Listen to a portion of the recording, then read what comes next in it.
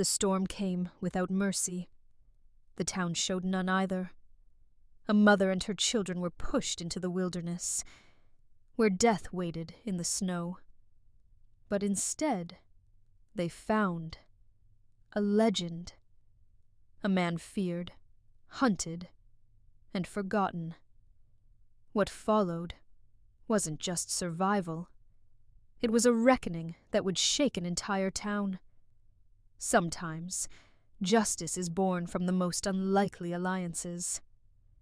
This channel is dedicated to Wild West stories, cowboys, love, sacrifice, and the bonds that hold people together.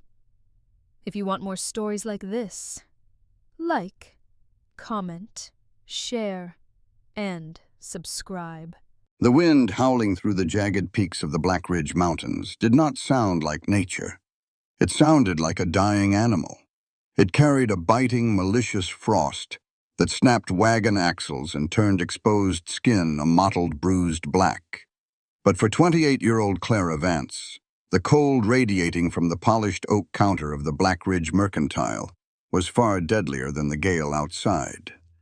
Clara stood rigid, her knuckles white as she gripped the wood. Behind her, huddled near the iron pot-belly stove that radiated a meager warmth, were her 3 sons. 12-year-old Emmett stood with his shoulders squared, an oversized wool cap pulled low over his eyes as he shielded 8-year-old Liam.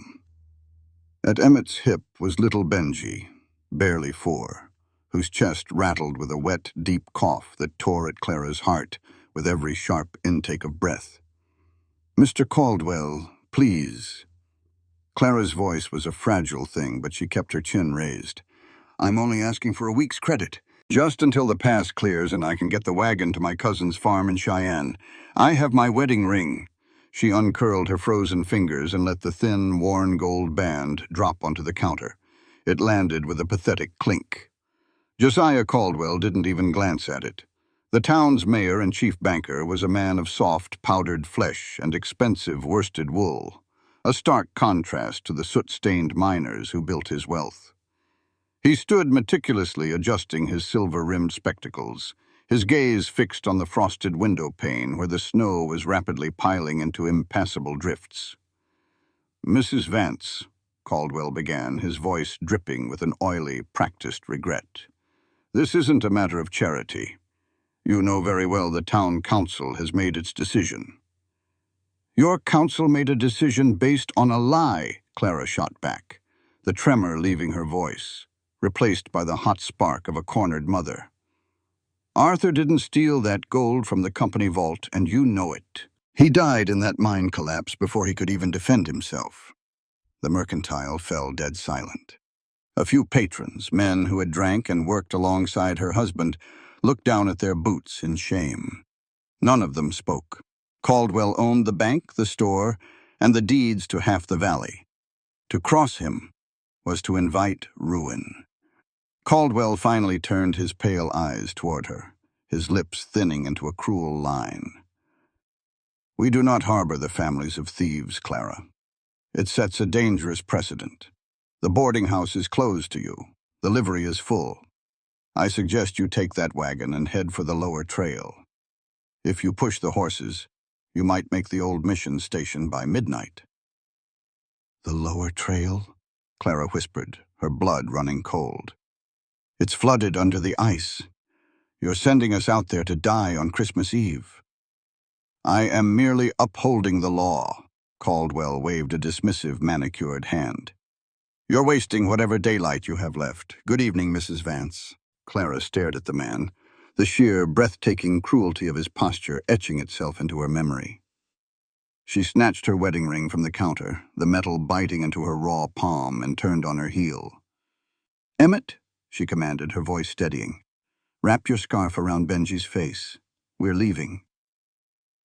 "Where are we going, Mama?" Liam whimpered, his teeth chattering as they stepped away from the stove. Clara pushed open the heavy wooden door, and the storm slammed into them like a physical blow, stealing the breath from her lungs.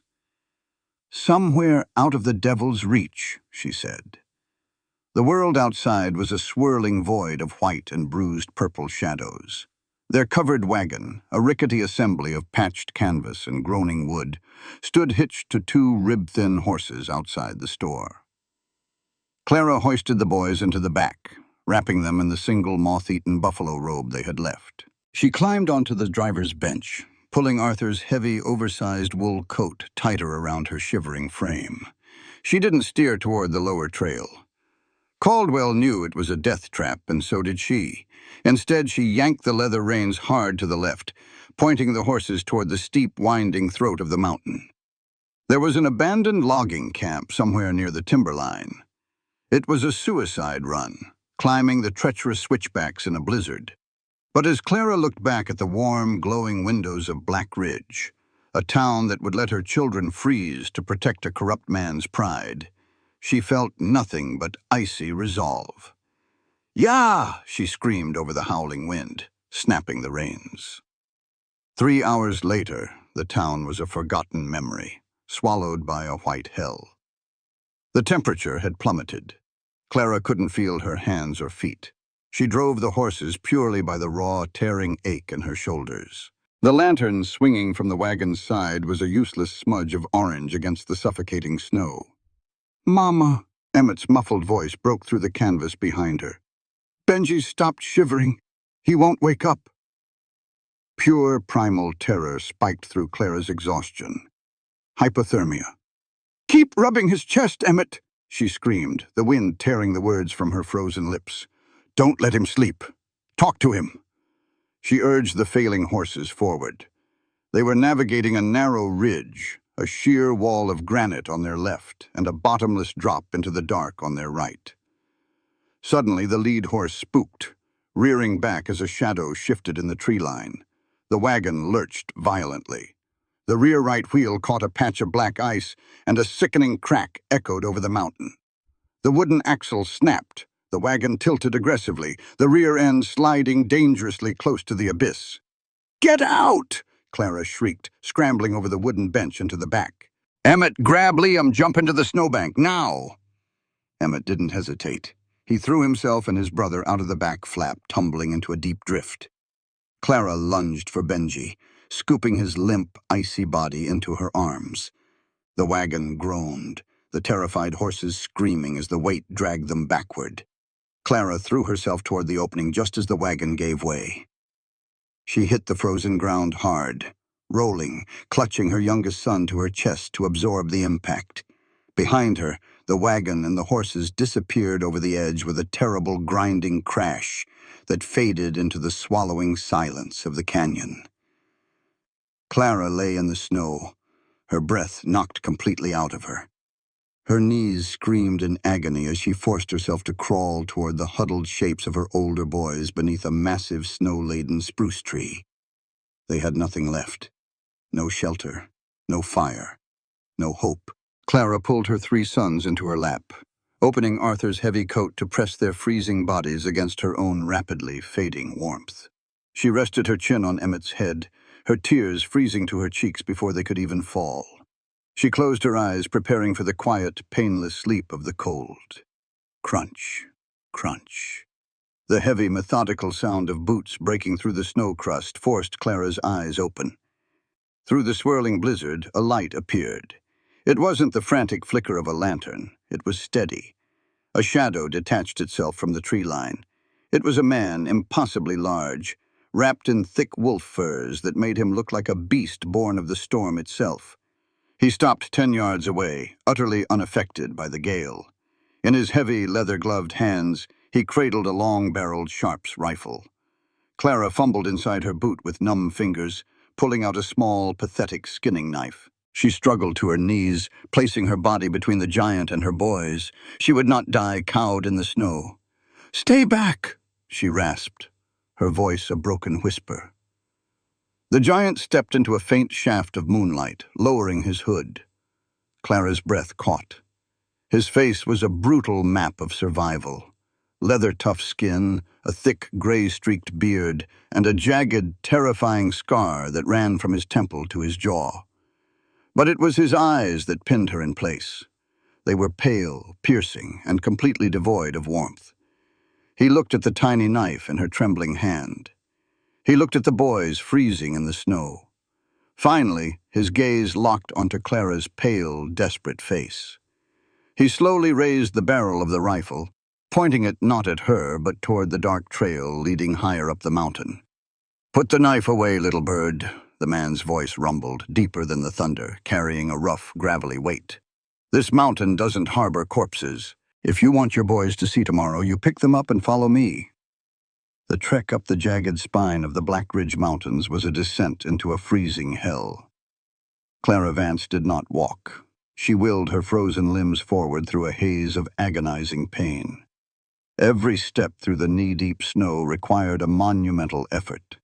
Her lungs burned as if she were inhaling shattered glass, and the wind whipped her skirts around her legs like icy chains. In her arms, 4-year-old Benji felt terrifyingly light, his small body utterly limp. He had stopped coughing a mile back, a silence that terrified Clara more than the loudest scream. Behind her, 12-year-old Emmett trudged through the deep trench of snow left by the giant's boots, his mittened hand locked in a death grip with 8-year-old Liam's. Ahead of them, the man, the mountain, moved with the unstoppable momentum of a landslide. He didn't look back. He didn't offer a hand. He simply broke the trail, his massive fur-clad shoulders absorbing the brunt of the blizzard, parting the gale so the broken family behind him could survive it. Just as Clara's knees threatened to buckle, a scent punched through the sterile, biting smell of ice, wood smoke, pine resin, roasted meat. They rounded an enormous snow-capped boulder, and there it was. Nestled beneath a deep natural overhang of granite that shielded it from the worst of the drifts, stood a cabin. It was built of thick, raw timber, the logs chinked with hardened mud and moss. Smoke billowed steadily from a sturdy stone chimney, a beacon of life in the dead of winter. The giant kicked the heavy oak door open, a blast of heat so intense it felt like a physical blow against Clara's frost-bitten skin, spilled out into the night, carrying the golden glow of a roaring hearth. He stepped inside, stomping the snow from his heavy boots, and finally turned. He did not hold the door. He simply waited, a dark silhouette against the firelight. Clara stumbled over the threshold, dragging her boys inside. Emmett pushed the door shut with his shoulder, throwing the heavy iron latch. Instantly, the deafening roar of the blizzard was reduced to a muffled, frustrated howl against the thick walls. The silence inside was heavy. The cabin was sparse but meticulously maintained.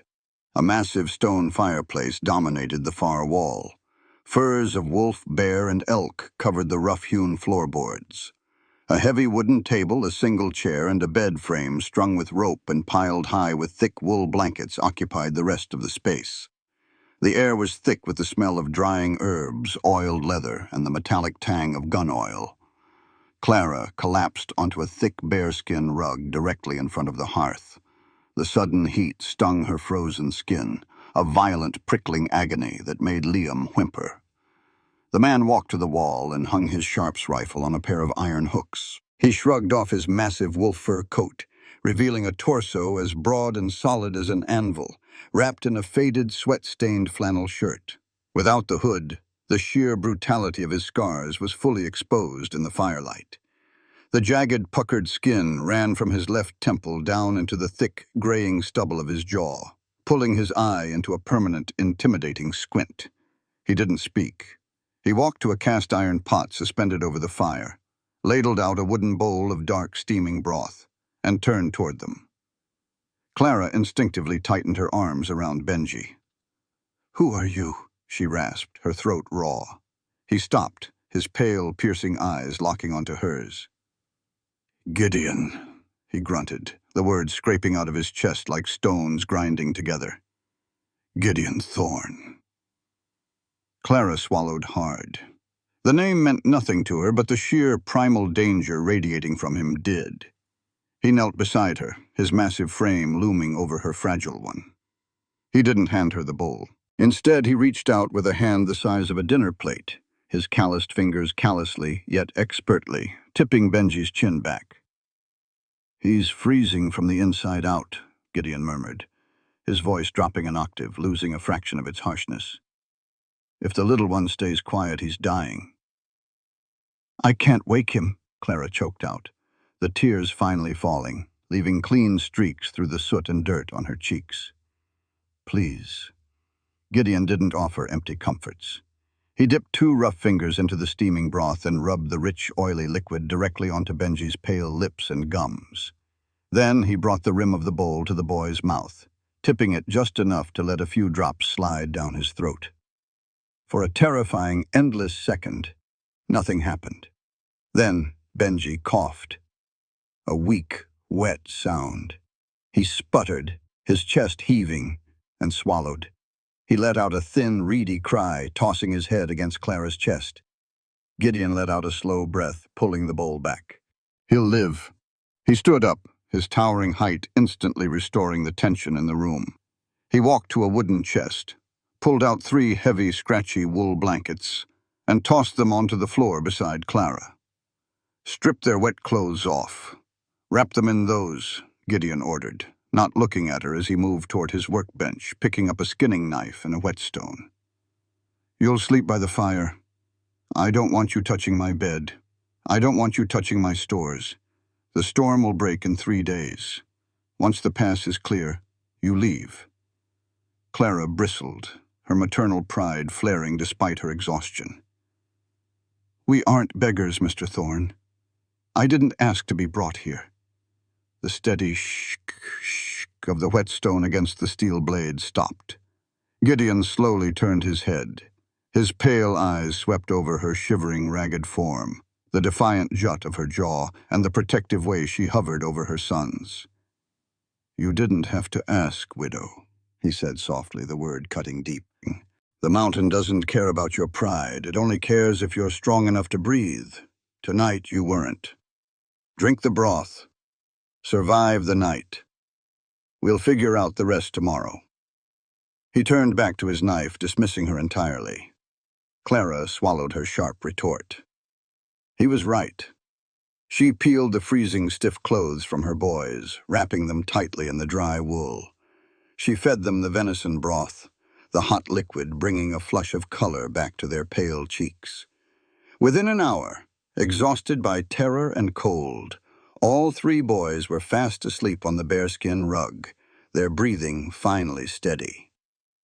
Clara, however, could not sleep. Her body ached with a profound, bone-deep weariness, but her mind raced. Arthur was dead. Their farm was gone. They were trapped on a mountain with a man who looked like he could snap a man's neck with one hand. She sat wrapped in a blanket, staring into the dancing flames, occasionally glancing over her shoulder at the dark corner of the cabin where Gideon sat. He hadn't moved to his bed. He remained in his chair, a silent, brooding sentinel in the shadows. Hours passed. The wind howled against the logs, a relentless barrage that made the timber groan. The fire burned down to glowing red embers, casting long, twisting shadows across the room. Clara shifted, her stiff joints popping. She looked toward the corner again.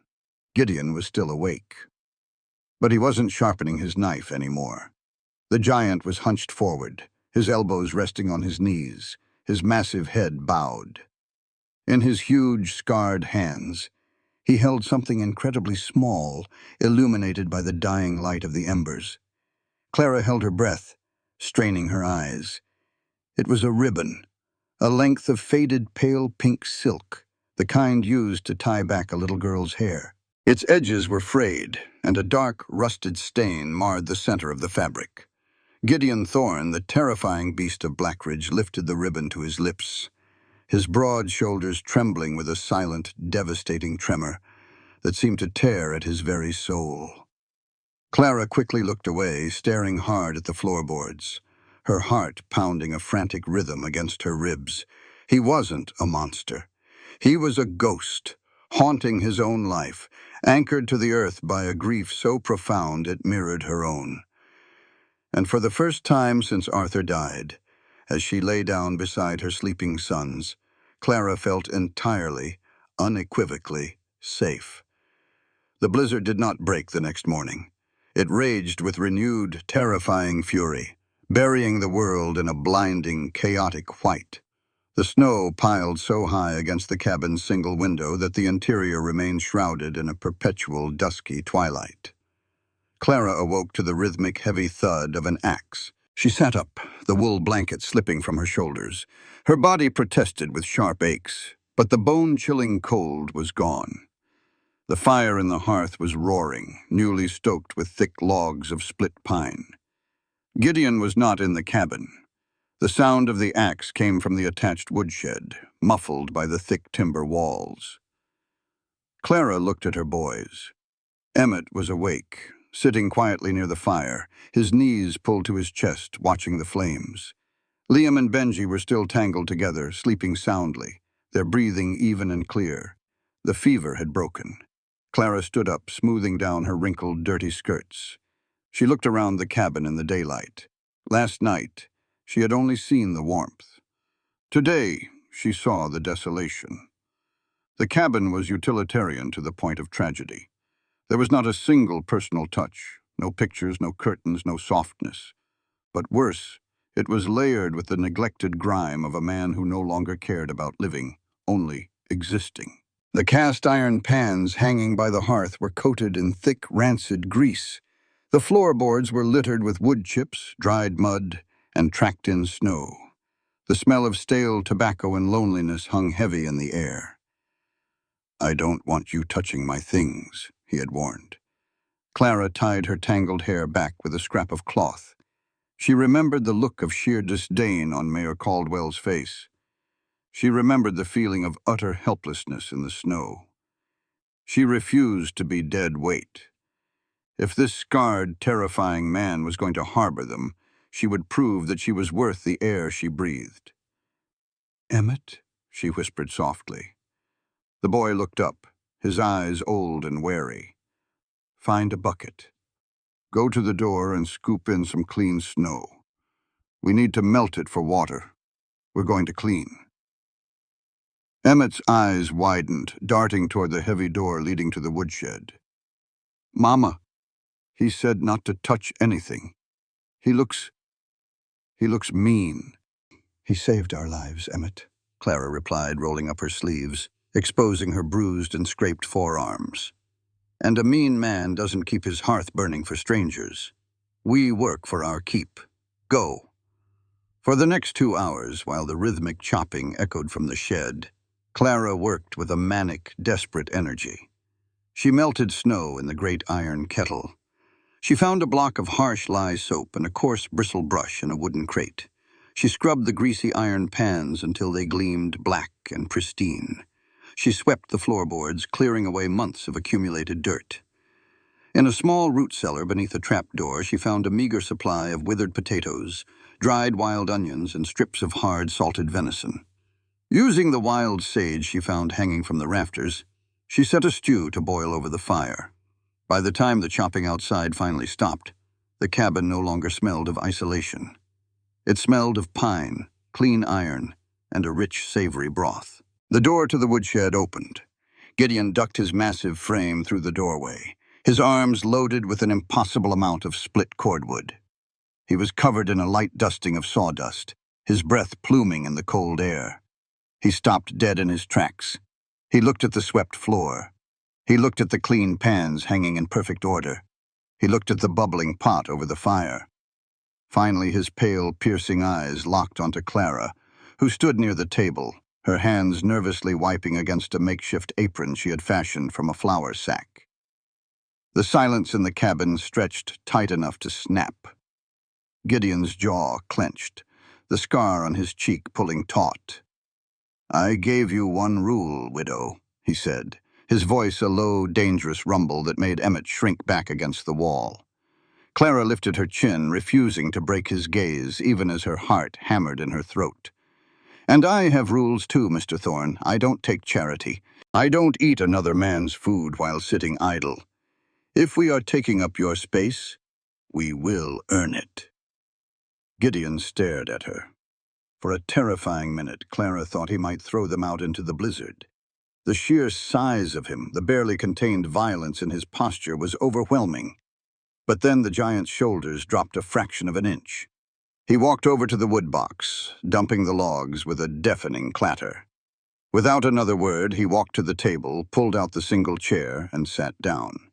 He looked at the empty wooden bowl in front of him, then up at Clara. "The stew is burning," he grunted.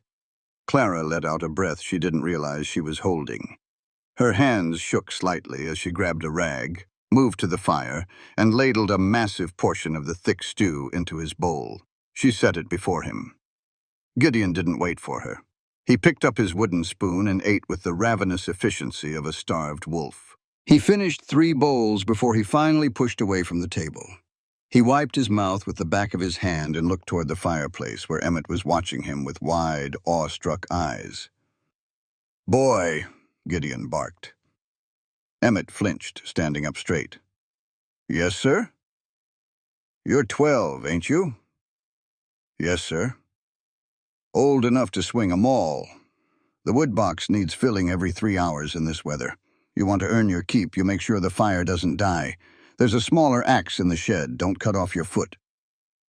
Emmett's chest puffed out with a sudden fierce pride. Being given a task by this giant of a man felt like a knighthood. "I won't, sir." Gideon nodded once, a sharp, curt movement. He stood up, towering over Clara as he walked past her toward his workbench.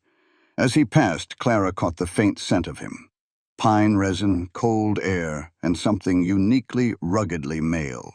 For a fleeting second, the terrifying mountain man felt intensely human, and a strange, unbidden warmth fluttered in Clara's stomach. She quickly pushed it down. She was a grieving widow, not a foolish girl. That night, after the boys had eaten and fallen asleep again, Clara sat alone by the fire. Gideon was asleep in the corner, his breathing deep and even, his back to the room. Clara pulled Arthur's heavy wool coat onto her lap. The seam along the right shoulder had torn during the crash, the thick lining spilling out. She found a bone needle and some coarse thread in Gideon's supplies and began to mend the tear, the repetitive motion soothing her frayed nerves. "Arthur." Her chest tightened with a familiar, suffocating grief. He had been a gentleman, a man who loved to read to his boys, a man utterly unsuited for the brutal, unforgiving labor of the Black Ridge silver mines. When he died in the cave-in, Caldwell had seized their farm, claiming Arthur had embezzled company gold before his death to pay off drinking debts. It was a lie that had destroyed their lives. As Clara pushed the needle through the thick wool lining, the tip caught on something stiff. It wasn't fabric. It felt like heavy parchment. Frowning, Clara dug her fingers deeper into the torn lining, past the wool batting. Her fingers closed around a folded, oil-stained envelope that had been meticulously sewn into the hidden pocket. Her breath hitched. Arthur had worn this coat every day for 2 years. He had never mentioned a hidden pocket. With trembling fingers, she pulled the envelope free. The wax seal was broken. She carefully unfolded the heavy paper inside. The firelight flickered over the crisp, black ink. It wasn't a letter. It was a ledger page. Clara's eyes scanned the columns. December 4th, 400 ounces diverted to J. Caldwell, personal holdings. December 12th, 600 ounces diverted. Beneath the numbers, in Arthur's frantic, jagged handwriting, was a hurried note. "Clara, if you are reading this, Caldwell found out I saw the books. He's skimming the company gold and blaming the miners. He threatened the boys. I hid this as insurance. If anything happens to me in the mine, it wasn't an accident. He killed me." The air in the cabin seemed to vanish. Clara sat frozen, the paper trembling violently in her hands. Arthur wasn't an embezzler. He was a whistleblower. And the cave-in wasn't a tragedy of the mountain. It was murder. Caldwell hadn't thrown them into the blizzard out of simple cruelty. He had thrown them out because he thought they had the coat. He sent them into the storm to die, ensuring the evidence died with them. Clara looked toward the dark corner of the cabin where the giant slept. Her heart hammered a frantic, terrifying rhythm against her ribs. They weren't just refugees hiding from the cold anymore. They were prey, and the hunters were coming. On the morning of the 4th day, the wind finally died. The silence that followed was so absolute it woke Clara before the dawn. She lay still on the bearskin rug, listening to the soft, rhythmic breathing of her children. The oppressive, roaring weight of the blizzard had lifted, leaving behind a stillness that felt almost holy.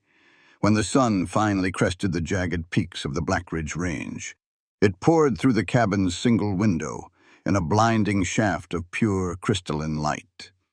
The world outside was no longer a swirling gray nightmare, but a pristine, frozen sculpture of white and brilliant blue.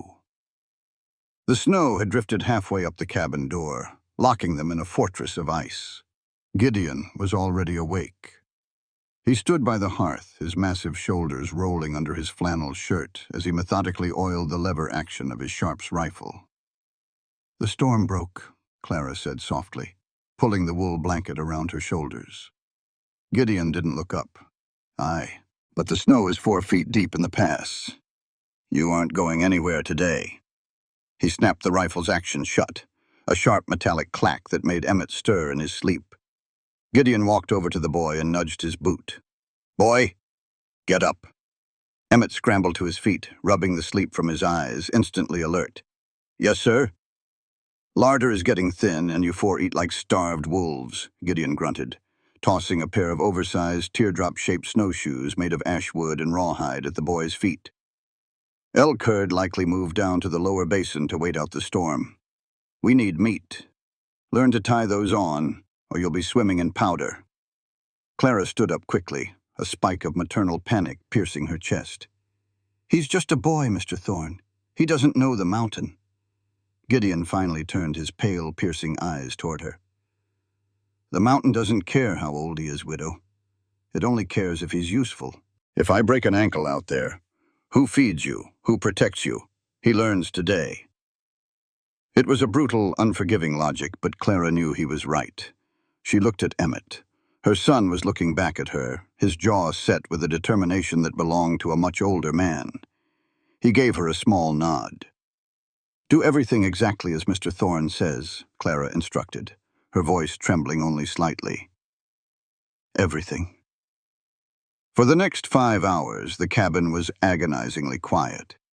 Liam and Benji played with carved wooden blocks Gideon had wordlessly dropped on the table before leaving, while Clara paced the floorboards. Her mind was a battlefield. In her pocket, the ledger page felt heavier than a stone anvil. It was a death warrant. Caldwell hadn't just stolen the gold. He had orchestrated a cave-in that buried Arthur and 6 other miners alive. If Caldwell knew Clara had the ledger, he wouldn't stop until she and her boys were in the ground. Should she tell Gideon? He was a stranger, a terrifying, scarred hermit who owed her nothing. Telling him would drag him into a war that wasn't his. But as she looked at his meticulously kept cabin, the warm fire he provided, and remembered the devastating grief she had witnessed in his eyes, she knew she couldn't lie to him. He was the only shield they had left. It was mid-afternoon when the cabin door finally groaned open, pushing aside a massive drift of snow. Gideon entered first, his coat speckled with fresh, bright crimson. Behind him was Emmett. The boy looked exhausted, his cheeks windburned and his clothes damp, but he was carrying a heavy leather sack slung over his shoulder, his chest puffed out with a fierce, undeniable pride. "We got a bull, Mama," Emmett announced, his voice cracking with excitement. "A straggler in the deep snow. Mr. Thorne shot it clean from 200 yards, and he let me help dress the meat." Clara's heart swelled with a mixture of immense relief and sorrow. Her boy was growing up too fast, forged in blood and ice. "Go wash your hands, Emmett," she said softly. "The water is warm." Gideon hung his rifle on the wall and began stripping off his bloodied gloves. He looked at Clara, his eyes narrowing slightly at the tense line of her shoulders. He could read the shift in the cabin's atmosphere the moment he stepped inside. "Spit it out, widow," he said, his voice a low rumble. "You're pacing a trench in my floorboards." Clara took a deep, shuddering breath. She reached into her apron pocket, pulled out the folded, oil-stained ledger page, and walked toward him. "When I was mending Arthur's coat last night, I found a hidden pocket." She held the paper out to him, her hand trembling. Caldwell didn't kick us out because we were poor, Mr. Thorne. He sent us into the blizzard to die, hoping this would disappear with us." Gideon frowned, the jagged scar on his cheek pulling taut. He wiped his hands on a rag and took the paper. He stepped closer to the window to catch the fading daylight, his eyes scanning the numbers in Arthur's frantic handwriting. As he read, the temperature in the room seemed to drop. The stoic, impassive giant vanished. In his place stood the terrifying beast of Blackridge. His knuckles turned white as he gripped the paper, his chest expanding with a slow, dangerous breath. "He killed them," Clara whispered, the tears she had fought all day finally spilling over. "He collapsed the mine to cover his theft, and now he's going to hunt us down." Gideon slowly lowered the paper. He looked at the three boys by the fire, then turned his gaze to Clara. She was trembling, looking so fragile, yet so impossibly brave, standing in the den of a monster and asking for the truth. Without thinking, Gideon closed the distance between them. He reached out, his massive blood-stained hand hovering for a second before his rough fingers gently enveloped her small, shaking hands. His touch was shockingly warm, a startling contrast to the icy terror gripping her heart. Clara gasped softly, her eyes darting up to his. "Nobody hunts on my mountain," Gideon swore, his voice a rough, gravelly whisper that vibrated deep in his chest. "Caldwell thinks the cold killed you. Let him think it. You stay here. You're safe." For a moment, as she looked into his pale blue eyes, Clara believed him. The world outside disappeared, leaving only the steady, grounding heat of the man holding her hands. It was the first time since Arthur died that someone had offered to carry her burden. Then the illusion shattered. From far down the mountain, carried on the crisp, freezing air, came a sound that made Gideon's blood run cold. A woo! It wasn't the haunting, wild howl of a timber wolf. It was the deep, rhythmic, baying cry of a plot hound, a dog bred for tracking men. Gideon dropped Clara's hands, his entire body going rigid. The tenderness vanished, replaced by the lethal instincts of a predator. He spun toward the window, his eyes scanning the darkening tree line below. "They didn't assume you died," Gideon hissed, grabbing his Sharps rifle off the wall and shoving a handful of heavy brass cartridges into his pocket. "Caldwell sent men to find the bodies. They brought dogs." Clara grabbed Emmett, pulling Liam and Benji close. "What do we do?"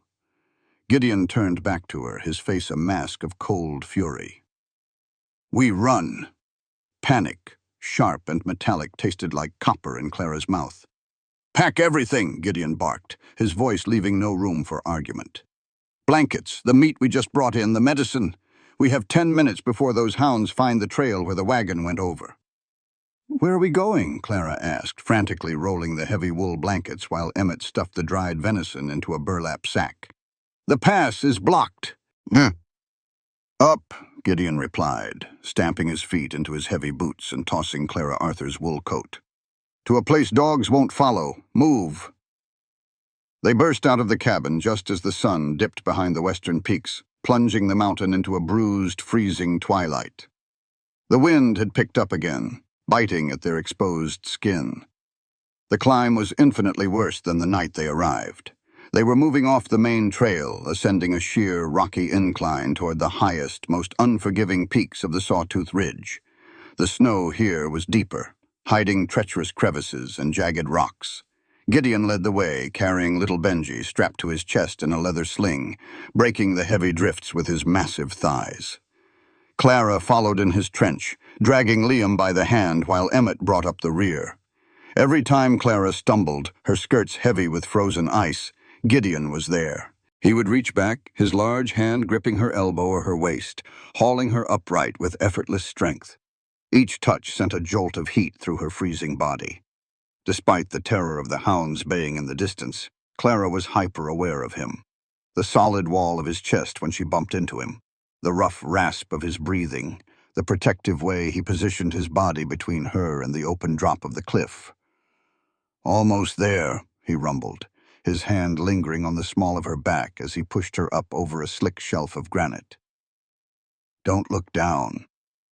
After an agonizing hour of climbing, the baying of the hounds grew faint, swallowed by the jagged acoustics of the canyons. Gideon finally stopped before what looked like a solid wall of black rock.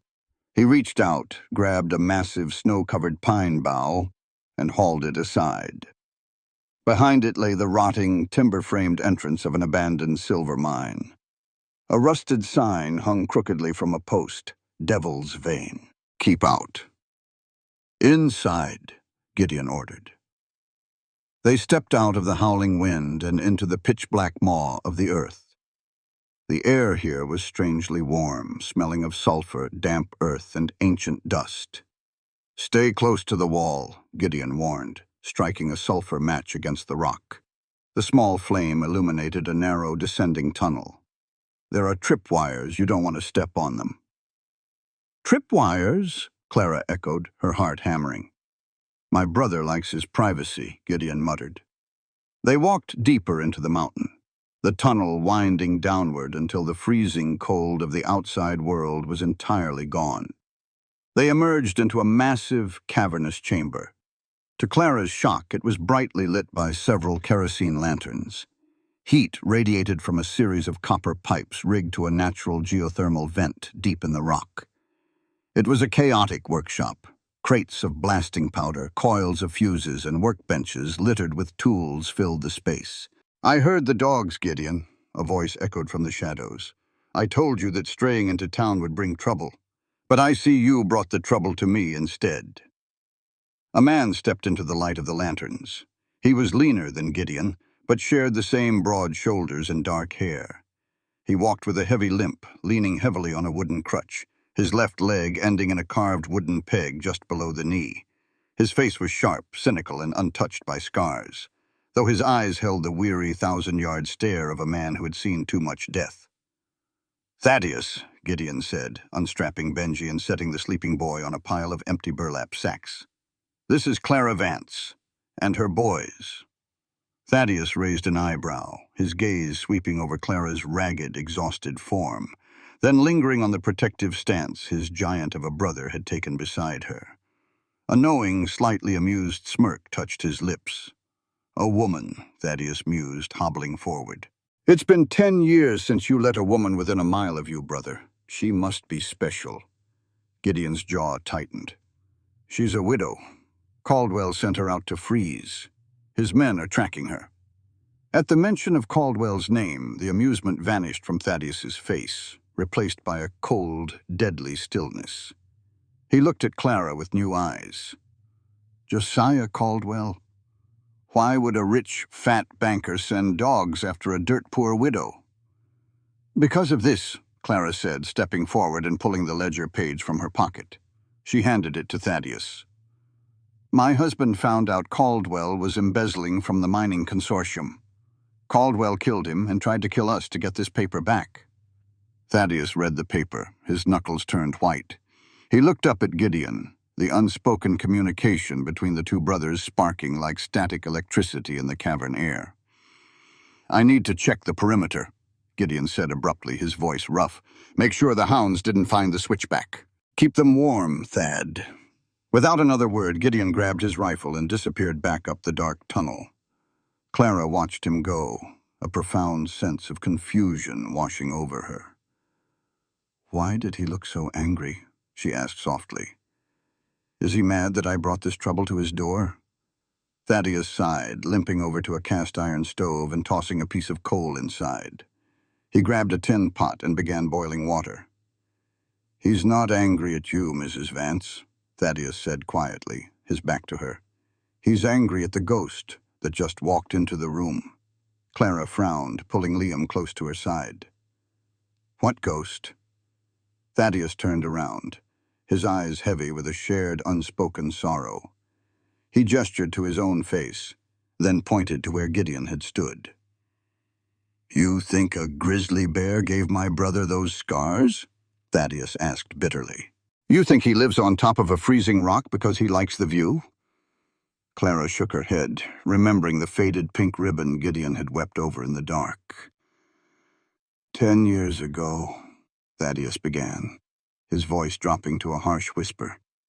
Before this town was a town, it was just a valley of homesteaders. Gideon had a farm down by the river. He had a wife named Mary, and a little girl, barely 4 years old, Sarah. Clara's breath hitched. The railroad consortium wanted the valley, Thaddeus continued, staring into the fire. But the homesteaders wouldn't sell, so the consortium hired a gang of thugs, land grabbers, to burn them out. They came in the dead of night, set fire to Gideon's cabin while they were sleeping. When Gideon tried to pull his wife and daughter from the flames, the gang released their hunting dogs on him. Clara covered her mouth, a wave of sheer horror crashing over her. The baying of the hounds, the panic in Gideon's eyes. The dogs tore his face apart, held him down while he watched his world burn to ash, Thaddeus said, his voice cracking. He barely survived. When I found him, the gang was gone. The leader of that gang, the man who took the consortium's money, bought himself a tailored suit, built a bank, and declared himself mayor of Blackridge. Caldwell, Clara breathed, the revelation hitting her like a physical blow. Josiah Caldwell, Thaddeus confirmed grimly. Gideon has spent 10 years waiting for a chance to tear that man's empire down. But Caldwell surrounds himself with an army of hired guns. We could never get close enough without starting a war that would kill half the town. Thaddeus looked down at the ledger page in his hand, a slow, dangerous smile spreading across his face. But you, Clara Vance, you didn't just bring trouble to his door. You brought the key to Caldwell's destruction. Clara looked back toward the dark tunnel where Gideon had disappeared. Her heart ached with a profound, shattering empathy. He wasn't just a savior who had pulled her from the snow. He was a broken man, bleeding from the same wounds she carried. Their souls were tied to the same monster. And Clara knew with absolute certainty that they were going to kill him together. When Gideon Thorne finally emerged from the dark throat of the tunnel, the tension radiating from his massive frame could have snapped a steel cable. His coat was dusted with fresh snow, and the pale blue of his eyes burned with a cold, lethal fire. He walked past Clara without a word, crossing the cavernous workshop to rest his heavy Sharps rifle against a crate of blasting powder. He stripped off his leather gloves, his knuckles bruised and white from the freezing air. The hounds lost the scent at the shale rock drop-off, Gideon reported, his voice a low, gravelly rasp that echoed off the damp stone walls. But Caldwell's men aren't turning back. They're setting up a camp at the tree line. They know you didn't freeze in the valley. They'll wait for the sun, and then they'll start combing the ridges. Thaddeus limped forward, his wooden peg tapping a hollow rhythm against the floor. Caldwell is a coward, but he pays well. Those men won't stop until they have the ledger or your heads. Gideon turned, his gaze finally settling on Clara. She was sitting near the cast-iron stove, her arms wrapped protectively around Liam, while Emmett stoked the coals. The knowledge Thaddeus had just shared about Gideon's past, the fire, the hounds, his murdered wife and daughter, weighed so heavily on Clara's chest she could barely breathe.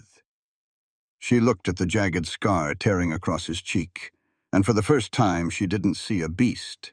She saw a man who had survived hell, only to be dragged back into it by her mere presence. "You three will stay here in the mine," Gideon commanded, his tone leaving absolutely no room for negotiation. "Thaddeus has enough dried rations and coal to keep you warm for a week. He knows how to rig the entrance. Nobody gets in without blowing themselves to hell." Clara stood up, carefully untangling herself from Liam. "And where will you be?" Gideon didn't flinch. "I'm going down the mountain." He picked up a heavy leather bandolier laden with brass cartridges and slung it over his broad shoulder. "I'm going to walk into the Blackridge Mercantile, and I'm going to gut Josiah Caldwell like a stuck pig." The sheer brutality of his words made Emmett gasp, But Clara stepped forward, her jaw setting into a stubborn line. "No," Gideon paused, his hand hovering over a hunting knife on the workbench. He turned his head slowly, his scarred face a mask of disbelief. "Excuse me?" "I said no, Gideon." Clara closed the distance between them. Despite his towering height and the lethal aura rolling off him in waves, she did not tremble. "If you walk into town and slaughter him, Caldwell's men will gun you down in the street. You'll die. And for what?" "For you," Gideon snarled, the words tearing out of his throat with a sudden, raw intensity that shocked them both. He took a heavy step toward her, his chest heaving. "To ensure you and your boys don't end up buried in a snowdrift." "If you kill him like an animal, they'll just call you a madman," Clara shot back, her voice rising, echoing off the stone walls. "Caldwell will become a martyr. The town will never know he stole the gold, or that he murdered my husband, or what he did to your family." Gideon's eyes widened slightly, a flash of pure agony breaking through his stoic facade. He shot a glaring, betrayed look over Clara's shoulder at his brother. Thaddeus merely shrugged, leaning against his crutch. "She had a right to know who she's fighting, brother." Gideon looked back at Clara, his chest rising and falling heavily. "My past is my own, widow. It doesn't change the fact that I won't let another woman die on this mountain." "I am not a ghost, Gideon Thorne," Clara cried, reaching out and pressing her hands flat against the center of his massive, solid chest. She felt the frantic, thunderous beating of his heart beneath the flannel. "I am not your wife. You cannot atone for what happened 10 years ago by throwing your life away today. I need a partner to survive this, not a martyr." Gideon stared down at her, the air between them suddenly thick and suffocating. The anger in his eyes warred with something else, a desperate, starving hunger. He looked at her hands pressed against his chest, feeling the warmth of her touch seeping through his clothes, melting a decade of ice. "Clara," he breathed, her name sounding like a prayer on his rough lips. He didn't think. He simply surrendered. Gideon's large hands came up, framing her face with a gentleness that belied his terrifying strength. His thumbs traced the line of her jaw, wiping away a smudge of soot. Then he leaned down and pressed his mouth to hers. It wasn't a gentle kiss. It was a collision of two desperate souls, forged in grief and terrified of the dawn. Clara gasped against his lips, her hands sliding up to grip the thick corded muscles of his shoulders, pulling him closer. Gideon groaned, wrapping his massive arms around her waist, lifting her entirely off the floor, holding her as if she were the only thing keeping him tethered to the earth. For a few stolen seconds in the dark, damp belly of the mountain, there was no snow, no hounds, no Caldwell. There was only the blinding, intoxicating heat of him. When he finally pulled away, resting his forehead against hers, they were both breathless. "If I don't kill him," Gideon whispered fiercely, his eyes closed. "How do we end this?" Clara let her feet touch the floor, her hands resting on his chest. Her mind was spinning, but her resolve was absolute steel. "We don't just kill him. We destroy him. Tomorrow night is the winter festival at the town hall. The entire town will be there, including the miners Caldwell has been stealing from. We take the ledger. We walk in through the front door, and we show Blackridge exactly who their mayor is." Thaddeus chuckled from the shadows. "Walk into a room of 200 people, half of them armed? It's suicide." "Not if we take away their advantage," Clara said, turning to Thaddeus. "You were a sapper in the war. Can you make a distraction? Something loud enough to paralyze the town without hurting innocent people?" Thaddeus's eyes gleamed with a sudden manic light. "Loud, you say? Sister, I can make the sky fall." "Then it's settled," Clara said, feeling a surge of adrenaline. They spent the next hour poring over a crude map of Blackridge Thaddeus drew in the dirt. They planned routes, timing, and escape paths. For the first time, they were not running, they were hunting.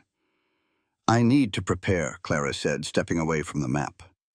She walked over to Arthur's heavy wool coat resting on a crate. She slipped her arms into the sleeves, the oversized garment offering a strange comfort. She reached for the Winchester repeater Thaddeus had offered her, checking the chamber as Arthur had taught her years ago. She turned around to tell the boys to get some sleep. Emmett was sitting by the fire, whittling a stick. Liam was asleep on the sacks. But the third spot on the blankets was empty. "Emmett!" Clara's voice dropped to a terrified whisper, the gun nearly slipping from her hands. "Where is your brother?" Emmett looked up, his brow furrowing. He looked beside him, then stood up in a panic. He was just here, Mama. He was chasing a little brown mouse near the equipment crates." Clara's heart stopped. She looked toward the dark, unlit corridors branching off from the main cavern. Old ventilation shafts leading deep into the mountain, some exiting miles away. "Benji!" Clara screamed, the sound tearing her throat. There was no answer, only the mocking echo of the dark. "Quiet!" Gideon barked, his voice slicing through Clara's rising hysteria. He dropped to his knees near the crates where Benji had last been seen. He held a lantern close to the dirt floor, his pale eyes scanning the dust. Small boot prints, heading down the western lateral tunnel. "That tunnel leads to a ventilation grate near the lower ridge," Thaddeus said, grabbing his crutch, his face pale. "It exits less than a mile from where Caldwell's men set up camp." "I'll find him," Gideon swore, looking up at Clara. The fierce, protective promise in his eyes anchored her to the ground. "Stay here with the boys. Thaddeus, give me your skinning knife." Gideon didn't take his heavy rifle. In the confined, echoing tunnels of the mine, a gunshot would be deafening and would instantly broadcast their location to the men on the mountain. He took the long, serrated blade from his brother, melted into the shadows of the western tunnel, and vanished. Clara paced the cavern floor, her fingernails biting into her palms. Every second felt like an hour. Emmett held Liam tight, both boys watching the dark tunnel with wide, terrified eyes. Deep inside the mountain, Gideon moved with terrifying silence. Despite his massive size, he placed his boots with the precision of a hunting cat, avoiding loose shale and rotted timber. He tracked the tiny footprints by the faint moonlight bleeding down through the ventilation shafts above. As he neared the exit, a rusted iron grate half buried in snow, he stopped. He heard the crunch of heavy boots. Not a child's boots. A man's. Gideon pressed his back against the cold, damp stone, holding his breath. "Well, well, well. Look what wandered out of the rabbit hole," a gruff, malicious voice echoed from just outside the grate. "You're the Vance kid, ain't you? Caldwell said you was dead." Benji let out a terrified, high-pitched whimper. Gideon peered around the corner of the rock. Outside the iron grate, a man in a heavy duster coat stood in the snow. He was one of Caldwell's hired scouts, separated from the main hound pack. The scout had one hand clamped tightly over Benji's mouth, lifting the struggling 4-year-old off the ground, while his other hand reached for a brass whistle hanging around his neck. "If he blows that whistle, a dozen armed men will be here in 5 minutes," Gideon thought, his blood turning to ice. "If I rush the grate, he might drop the boy down the ravine. If I make a sound, he breaks the boy's neck." There was no room for error, no room for mercy. Gideon sheathed the knife. He needed both hands. He moved. He didn't step out of the tunnel. He exploded from it. His massive shoulder hit the rusted iron grate, shattering the hinges with a deafening crack. The iron flew outward, striking the scout squarely in the chest. Before the man could even register the pain or draw a breath to scream, Gideon was upon him. The mountain man's enormous left hand clamped over the scout's face, entirely smothering his mouth and nose, while his right arm swept around the man's throat in a brutal vice-like chokehold. Gideon yanked the scout backward, dragging him forcefully into the shadows of the tunnel. As the scout's grip loosened, Benji dropped into the snow. The little boy scrambled backward, crying silently, terrified by the sudden violence. The scout thrashed wildly, his boots kicking against the stone walls, his hands clawing at Gideon's thick forearms. But Gideon was a force of nature. He held the man with terrifying stillness, his muscles locked like iron bands, his face buried in the man's collar to avoid the flailing fists. He held on until the kicking slowed. He held on until the body went entirely limp. He held on for a full minute more, ensuring the threat was permanently neutralized. Gideon gently lowered the unconscious, or perhaps dead, scout to the cavern floor. He didn't check for a pulse. He didn't care. He turned to Benji, immediately dropping to his knees. The feral violence vanished from his face, replaced by a desperate gentleness. "Are you hurt, little one?" he whispered, his large hands checking the boy for broken bones. Benji sniffled, throwing his small arms around Gideon's thick neck, burying his face in the scratchy wool of his coat. "The bad man grabbed me," Benji sobbed. "I know," Gideon murmured, closing his eyes and wrapping his massive arms around the child. "But the bad man is gone now. I've got you." Gideon carried the boy back to the main chamber. When Clara saw them emerge, she let out a broken cry, running forward and nearly tackling Gideon to pull Benji into her arms. She peppered her son's face with kisses, tears streaming down her face. She looked up at Gideon, seeing the dark smear of dirt and blood on his coat. "What happened?" "A scout found the vent," Gideon said, his voice grim. "I handled him, but he was missing from his patrol. When his partner realizes he's gone, they'll track his boot prints right to that grate.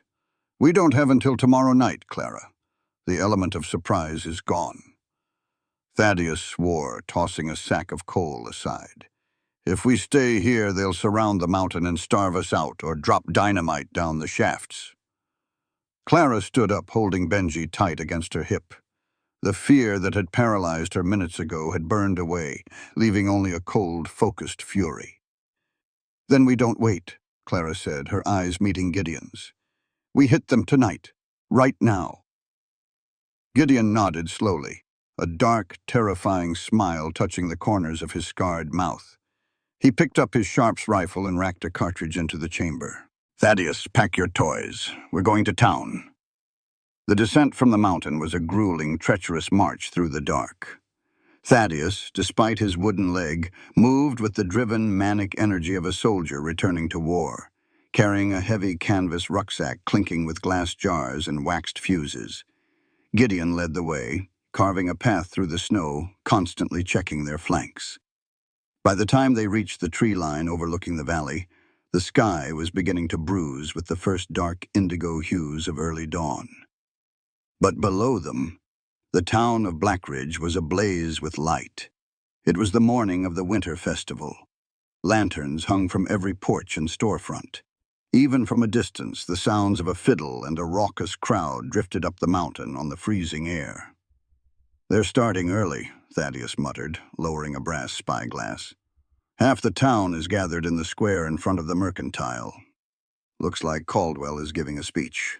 "He's celebrating our deaths," Clara said bitterly, gripping her Winchester. "Let's get closer," Gideon ordered. They crept down through the pine thickets, using the heavy snowdrifts for cover, until they reached the back alley behind the livery stable, just 50 yards from the main square. Clara peeked around the corner of the frozen wood planks. Josiah Caldwell stood on a raised wooden platform in the center of the square, wearing a thick fur coat, his face flushed with whiskey and triumph. A crowd of miners, merchants, and townsfolk were gathered around him, shivering but listening intently. But Caldwell wasn't just giving a speech about town unity.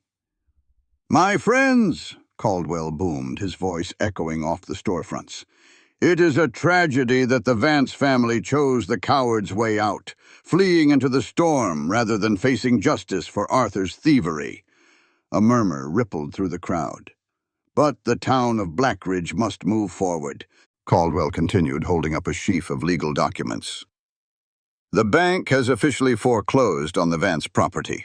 To recoup the gold Arthur stole from you hardworking miners, I am auctioning the deed to the Vance farm, right here, right now, to the highest bidder."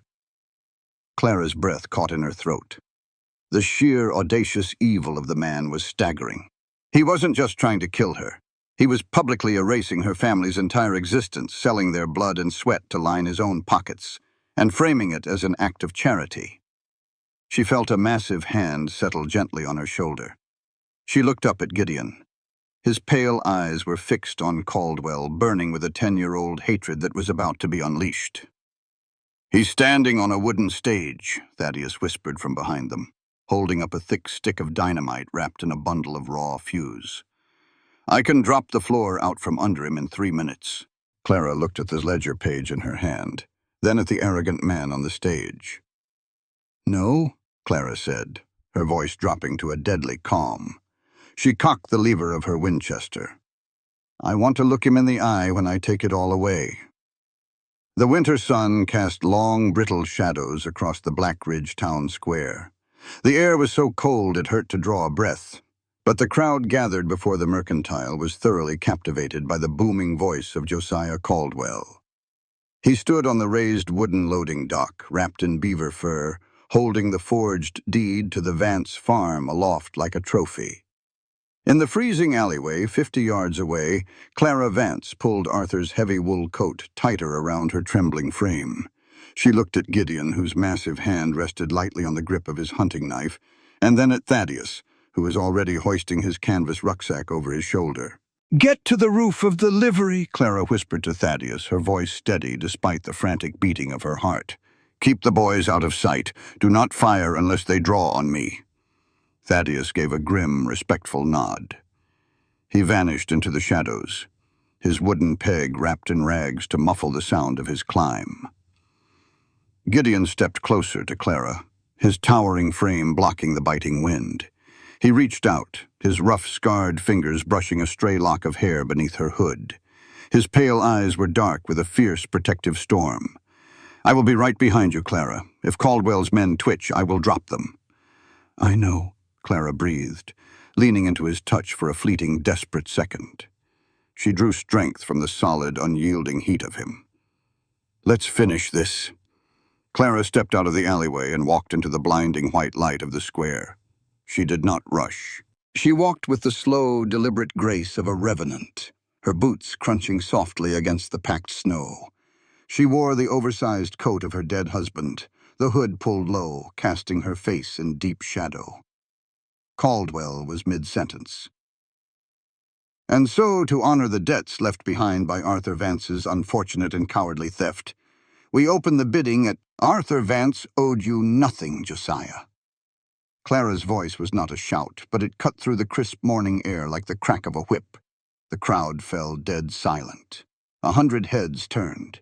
The miners, the merchants, the women in their heavy wool shawls. They parted like the Red Sea as Clara walked straight down the center of the square. She reached the edge of the wooden platform and reached up, pushing the heavy hood back from her head. A collective gasp rippled through the townsfolk. A woman in the front row crossed herself. "Clara?" a miner whispered, his eyes wide with horror. "Lord Almighty, she's a ghost." Caldwell's face drained of color. The deed in his hand trembled violently. For a second, the arrogant facade shattered, revealing the terrified, calculating coward beneath. But he quickly recovered, his features twisting into a mask of righteous fury. "You," Caldwell stammered, his voice rising in panic. "You are trespassing, Mrs. Vance. You were exiled by the council." "I was sent to die," Clara corrected, her voice projecting clearly to every man and woman in the square. "You sent me into a blizzard with 3 children because you knew what Arthur found before you murdered him." "Lies! The woman is mad with grief," Caldwell shouted, looking frantically toward the edges of the crowd. "Sheriff Miller, arrest this woman for disturbing the peace. Get her out of my sight." Sheriff Miller, a burly man on Caldwell's payroll, pushed his way to the front, his hand resting on the butt of his Colt revolver. "Come on now, Clara. Don't make this ugly." Clara didn't flinch. She reached into her pocket and pulled out the folded, oil-stained ledger page, holding it high in the freezing air. "I have the consortium books," Clara cried out, turning to face the crowd of soot-stained miners. "I have the pages Caldwell tore out. December 4th, 400 ounces of company gold diverted to his private holdings. He didn't just steal from the investors, he stole your wages. And when Arthur found out, Caldwell collapsed the shaft on top of him." The square erupted into an absolute uproar. The miners surged forward, their faces darkening with rage. "Shoot her!" Caldwell screamed, his voice cracking with sheer terror as he realized he was losing the crowd. "She has a weapon! Shoot her, Miller!" Sheriff Miller hesitated, looking at the unarmed widow. But Caldwell's screaming pushed him over the edge. Miller drew his Colt revolver, aiming it squarely at Clara's chest. Crack! The gunshot echoed like a cannon blast, but it didn't come from the sheriff. A high-caliber bullet, fired from the roof of the livery stable, shattered the cylinder of Miller's revolver, tearing the gun from his grip. The sheriff screamed, falling to his knees and clutching his bleeding hand. Before the crowd could even register the sniper fire, a shadow fell over the square. Gideon Thorne stepped out of the alley. He didn't walk. He stalked. His massive, fur-clad frame seemed to absorb the light. The jagged, terrifying scar across his face was fully exposed. His pale eyes locked onto Caldwell with the intensity of a starving predator. He held his heavy sharps rifle casually in one hand, but the sheer, primal violence radiating from him paralyzed the entire square. "The beast," someone whimpered in the crowd. "It's the Butcher of Blackridge." "Nobody moves," Gideon's voice rumbled, a deep, gravelly command that vibrated in the chests of everyone present. He stepped up beside Clara, his massive presence an impenetrable wall of protection. He looked down at the terrified townsfolk. "You let this fat banker tell you who was worth saving. Read the paper. Read what your mayor really is." A rugged mine foreman stepped forward, snatched the ledger page from Clara's hand, and quickly scanned the numbers. His eyes went wide. "By God, she's telling the truth. It's in Arthur's handwriting. Caldwell took it all." The mood in the square shifted violently. Confusion turned into a volatile, explosive rage. The miners turned their furious gazes toward the stage. Caldwell's hired thugs took one look at the enraged mob, then at the scarred giant with the buffalo rifle, and slowly backed away, abandoning their boss. Caldwell looked around, his chest heaving. He was completely surrounded. He looked at Clara, then at Gideon. The banker realized with a terrifying clarity that he was looking at the ghosts of his own sins, returned to drag him to hell. But Caldwell was a cornered rat, and rats always bite. Instead of raising his hands, Caldwell suddenly reached inside his heavy fur coat. He pulled out a short-barreled Smith & Wesson revolver. "I won't let a dirt-poor widow and a scarred freak take my town," Caldwell shrieked. He didn't aim at Gideon or Clara. In an act of pure, malicious desperation, Caldwell leveled the gun at the crowd of miners and pulled the trigger 3 times in rapid succession. Screams tore through the freezing air. A miner in the front row took a bullet to the thigh and collapsed, roaring in pain. Total chaos erupted. The crowd shattered, hundreds of people scrambling frantically for the safety of the storefronts and alleyways, trampling over each other in the snow. In the sudden, blinding confusion of screaming women and running men, Caldwell spun around, grabbed a heavy leather lockbox from the podium, and bolted down the narrow walkway beside the mercantile. "Thad, cover the street!" Gideon roared over the din. He grabbed Clara by the shoulders, shoving her roughly but securely behind a stack of thick oak whiskey barrels. "Stay down! Stay with the boys!" Before Clara could protest, Gideon was gone, his massive frame launching off the wooden platform, sprinting into the snow-choked alley after Caldwell. "Gideon, wait!" Clara screamed, but her voice was swallowed by the chaos. From the roof of the livery, Thaddeus's rifle cracked repeatedly, laying down a punishing wall of suppressing fire that kept Caldwell's few remaining loyal guards pinned behind a water trough. The deafening roar of gunfire and the smell of sulphurous black powder filled the square. Clara crouched behind the barrels, her heart hammering against her ribs like a trapped bird. She looked at the Winchester rifle in her hands. She remembered Arthur's face. She remembered the hounds baying on the mountain. She remembered the heat of Gideon's lips on hers, the desperate promise he had made in the dark. She refused to wait behind a barrel while the man she loved fought her war. Clara chambered around, stood up, and ran into the alleyway. The alley led to the back edge of town, where the buildings gave way to a frozen, jagged creek bed surrounded by dense pine thickets. The snow here was untouched, deep and treacherous. Gideon tracked Caldwell's heavy, frantic footprints through the powder. He moved with terrifying speed, his blood boiling with a decade of suppressed rage.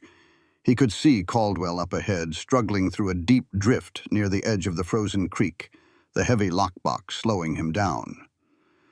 "Caldwell!" Gideon's voice boomed through the trees, sounding like the wrath of the mountain itself. Caldwell panicked. He dropped the box, scrambling up a slick embankment of ice and shale. Gideon closed the distance, his long strides eating up the ground. But as Gideon crested the embankment, Caldwell suddenly spun around. He had dropped to one knee, using the root of an overturned pine tree for cover, his revolver braced with both hands. Caldwell fired. The bullet struck Gideon with a sickening, meaty thwack. Gideon staggered backward, a sudden sharp intake of breath hissing through his teeth. The impact spun him half around, his heavy Sharps rifle slipping from his grasp and falling into the snow. He dropped to his knees, his massive right hand clamping over his left shoulder. Dark, hot blood immediately began to pour through his fingers, staining the pristine white snow, a stark, brilliant crimson. Caldwell let out a breathless, hysterical laugh. He stood up slowly, stepping over the pine root, his gun trained squarely on the giant's chest. "Look at you," Caldwell sneered, his chest heaving as he walked closer. 10 years, Thorne. 10 years you sat on that freezing rock, and for what? To die in the snow like a dog? Just like your bitch of a wife?" Gideon gritted his teeth, his pale eyes burning with a hatred so pure it seemed to glow. He tried to lunge forward, but his left arm was completely useless, the shock of the bullet tearing through his muscle, paralyzing his chest. He collapsed forward onto his good hand, his breath pluming in jagged, ragged gasps. "I took your land. I took your family," Caldwell spat, standing just 6 feet away, pointing the barrel directly at Gideon's forehead. "And now I'm going to take the widow, too." Caldwell cocked the hammer of his revolver. "No, you aren't." Caldwell froze. He turned his head slightly. Clara Vance stood at the edge of the clearing 20 yards away. The wind whipped her dark hair wildly around her pale face. She had Arthur's oversized coat pushed back behind her shoulders. In her hands, the Winchester repeater was raised, the wooden stock tucked securely against her cheek. Her hands were not shaking. Her eyes were completely dry. She was the mountain. "Clara," Caldwell whispered, his eyes widening in sudden, profound shock. "Now, listen here." Clara didn't hesitate. She didn't let him speak. She pulled the trigger. The recoil slammed into her shoulder, but she held her ground. The bullet caught Caldwell dead center in the chest. The corrupt mayor of Blackridge didn't even have time to scream. The impact lifted him off his feet, throwing him backward into the deep snowdrift. He lay there, his lifeless eyes staring up at the gray, freezing sky, the stolen gold lying forgotten a few yards away. The forest went completely agonizingly silent, save for the whistling wind. Clara dropped the rifle. It hit the snow with a dull thud. "Gideon!" She ran. She tore through the deep snow, falling to her knees beside the fallen giant. Gideon was slumped on his side, his breathing shallow, the snow beneath him completely saturated with blood. "No, no, no," Clara sobbed, pressing her hands desperately over the ragged bullet hole just below his collarbone. The hot, sticky blood soaked instantly into her mittens. "Gideon, look at me. Stay with me." Gideon's eyelids fluttered. His skin was turning a terrifying shade of ash gray in the cold. He looked up at Clara, his pale eyes losing their sharp focus, softening into something devastatingly vulnerable. He slowly reached up with his trembling right hand, his rough, bloodied fingers brushing against her tear-stained cheek. A faint ghost of a smile touched his scarred lips. "Protecting you," Gideon whispered, his voice barely a rasp over the wind, "is the best thing I've ever done." His hand slipped from her face, falling into the snow. His eyes rolled back, and the massive chest stopped heaving. "Gideon!" Clara's scream echoed through the canyons, a sound of pure, shattered heartbreak that ripped through the winter sky. 3 months had passed since the snow ran red at the edge of Blackridge. The brutal, suffocating grip of winter had finally broken, surrendering to the gentle, persistent warmth of a mountain spring. Across the rugged slopes, the ice had melted away, making room for a vibrant carpet of purple columbines, Indian paintbrush, and wild mountain grass. Inside the timber cabin, the harshness of the past felt like a lifetime away. It was no longer the austere, forbidding den of a solitary ghost. The scent of pine and old leather was now mingled with the sweet aroma of baking bread and the lingering warmth of a real family. Clara stood by the heavy oak table, staring down at a crisp official envelope. Thaddeus had ridden up the mountain that morning to deliver it. It was stamped with the wax seal of the newly reformed Blackridge Town Council. She already knew what it said. It was an olive branch from the people below, a formal apology, a deed returning the Vance farm to her name, and a promise of heavy financial compensation from Caldwell's seized assets. She traced the edge of the parchment, listening to the steady, rhythmic sound of a knife carving wood from the corner of the room. Gideon sat near the window, whittling a small wooden horse for Benji. His recovery had not been a miracle of sudden healing. It had been a grueling, brutal fight. The bullet wound to his shoulder had nearly taken him, leading to long, feverish nights where Clara had fought the Reaper tooth and nail to keep him anchored to the living. But Gideon Thorne was a man woven from bedrock and stubborn will. Under her relentless, tender care, the beast of Blackridge had survived. He moved a little stiffer now, his broad shoulder bearing a fresh, jagged scar, but the cold emptiness that had once haunted his eyes was entirely gone. Clara picked up the heavy parchment. She looked at the letter, then looked at Gideon. He paused his carving, meeting her gaze with a quiet, grounding intensity. He didn't ask what she was going to do. He trusted her completely. A soft smile touched Clara's lips. She walked over to the stone hearth where a small morning fire still crackled. Without a second thought, she tossed the town council's letter into the flames. The paper curled, blackened, and turned to ash, taking the last remnants of her painful past with it. She turned and pushed open the heavy front door, stepping out onto the porch. The morning air was crisp and sweet. Out in the sprawling alpine meadow, the sounds of unburdened laughter echoed against the trees. Emmett, standing a little taller and prouder these days, was showing his little brother how to properly track a groundhog, while their sister sat in the sun, humming as she wove a crooked crown out of wildflowers. The wooden floorboards creaked behind her. A moment later, a massive, solid frame stepped into her space. Gideon wrapped his strong, heavy arm around her waist from behind, pulling her back against his chest. He let out a long, contented breath, resting his rough chin gently on her shoulder. The steady beat of his heart thudded against her back, a rhythm she had come to know as her safest refuge. Clara leaned her head back against him, her hands coming up to rest over his thick forearm. "They say there are open doors waiting for us down there," Clara whispered, her eyes fixed on her children playing in the sunlit grass. Gideon tightened his hold on her, burying his face slightly in the crook of her neck. His voice was a deep, steady rumble that vibrated through her very soul. "You don't need those doors anymore," he murmured, pressing a soft, lingering kiss to her skin. "Every door closed on you. Until now.